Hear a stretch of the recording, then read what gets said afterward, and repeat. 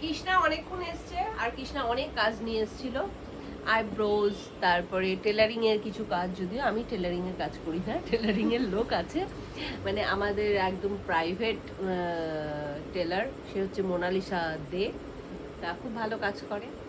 তা সেখানে ওর কিছু কাজ ছিল, সেই কাজগুলো আমার বাড়িতে বসেই করানো হলো।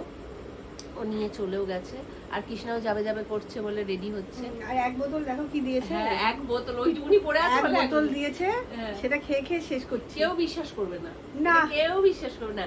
এক বোতল লিচুডিং তোকে দেওয়া হয়নি, একদম সামান্য ছিল, তার মধ্যে দিয়ে আমি 2 ঢোক খেলাম, ও 1-2 ঢোক খেলো, আলাম বাদ বাকিটা তুই শেষ কর। শেষ করছি তো। হ্যাঁ, শেষ করছে। আলাম সন্ধ্যেবেলা এসছি, সন্ধ্যেবেলা চা না খেয়ে কেউ যায়, তাও ও তো শুনবে না, ও একদম পা বাড়িয়ে এগিয়ে রয়েছে।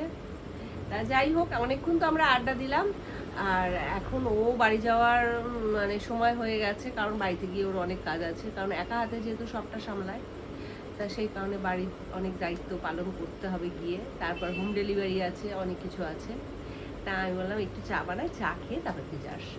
তা যাই হোক, চলো পরে আবার ভিডিও নিয়ে আসছি, টাটা।